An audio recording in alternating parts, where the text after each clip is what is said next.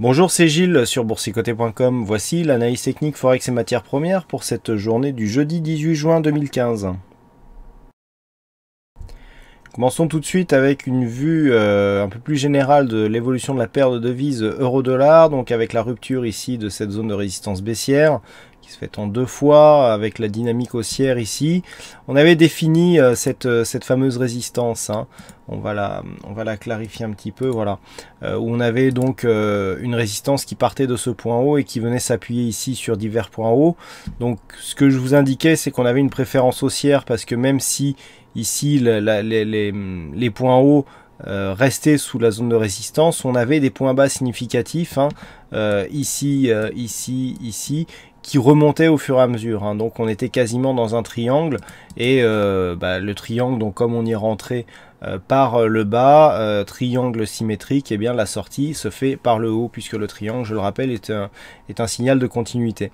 Et donc c'est bien ce que nous avons eu hier, hein, sous l'impulsion donc de Madame Yellen et de la Fed, qui a provoqué une baisse du dollar, donc provoquant une hausse de la paire de devises euro-dollar. Donc on est ici sur une sortie haussière. L'objectif se situe désormais à 1,1467. Un contact avec cette zone confirmerait la neutralité, je dirais, de l'évolution moyen terme actuelle de la paire de devises euro-dollar. Il faudrait une rupture de cette zone pour repasser dans un flux haussier, puisque nous aurions, dans le cas d'une rupture, une succession de points hauts significatifs. Si nous considérons cette zone de points hauts comme zone de points hauts moyen terme, eh bien on aurait 1, 2 et 3, donc puisqu'on viendrait placer un nouveau point haut, une succession de 3 points hauts significatifs qui seraient haussières, et donc dans ce cas là on repasserait sur un flux haussier moyen terme. Je vous rappelle qu'actuellement je considère que l'évolution moyen terme de la paire de devises euro-dollar est neutre d'un point de vue moyen terme, hein, puisque nous avons ici une sortie de la dynamique, mais pas de relais, hein. On est, je le rappelle, sur un retracement approximatif à 38,2% de la tendance moyen long terme, hein. Donc on est ici pour l'instant sur un rebond qui n'est pas significatif. Par contre, si on passe ici cette zone, on valide donc une rupture de ce point haut ici et puis de cette zone de point haut qui est significatif, qui est un point haut significatif, donc qui se faisait pendant le mouvement baissier ici. Donc c'est dire, hein, si cette zone est importante, hein, un 14,67, un 14,90, c'est la zone qu'il va falloir surveiller pour éventuellement changer le sens de la tendance moyen terme. Sur la paire de devises dollarienne, on est toujours ici dans la dynamique de rupture, hein, suite à la phase de hausse que nous avions eue, qui avait porté un nouveau point haut ici à 125,86. Phase de consolidation, donc on avait attaqué dans un premier temps le 38,2, puis on se stabilisait autour.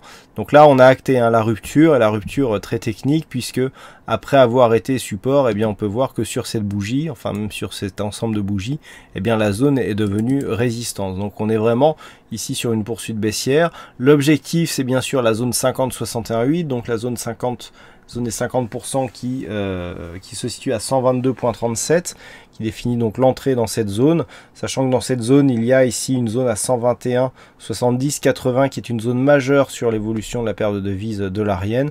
On devrait atteindre cette zone assez prochainement. D'un point de vue un peu plus global, on reste dans un flux haussier avec ici cette dynamique qui casse bien ici le haut d'une zone de range, qui développe ici, et sur la consolidation, une consolidation qui n'est pas très dynamique puisqu'on descend assez doucement, eh bien on atteint ici la zone 50,61,8.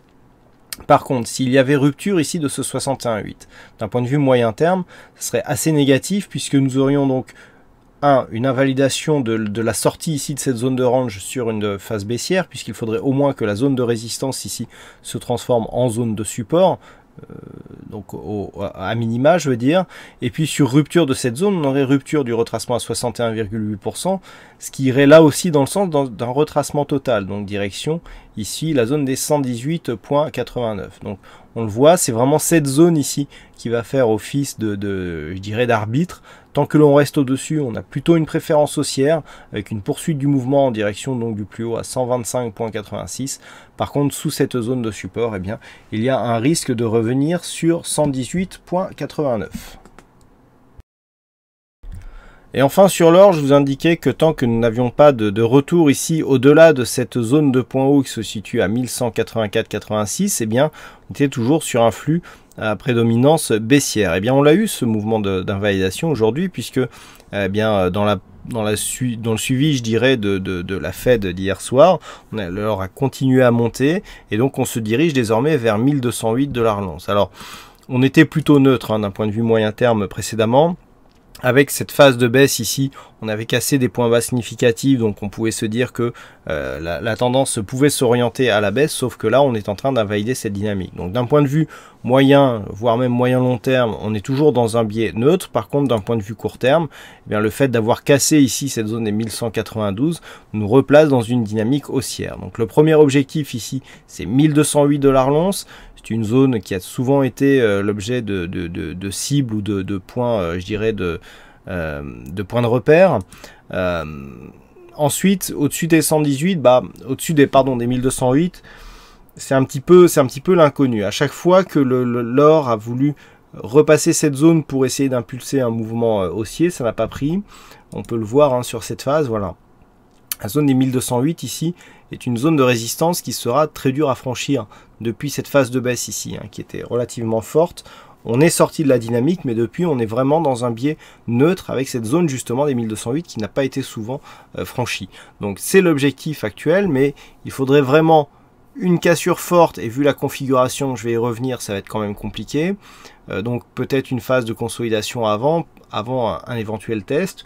Mais sur une rupture, donc dans les prochains jours des 1208, on a 1223, 1240, c'est vraiment sur 1240, sur une cassure des 1240, qu'un signal haussier verrait vraiment le jour. Mais pour l'instant, on est simplement sur une dynamique court terme au sein d'une tendance moyen terme qui reste neutre, avec donc un objectif à 1208 $ l'once. Voilà donc ce que nous pouvons dire sur cette analyse technique Forex et matières premières. Je vous souhaite à toutes et à tous une bonne soirée, bonne chance dans le prochain trade et on se retrouve donc dès demain pour d'autres analyses techniques sur le site boursicoté.com. Bonne soirée à tous.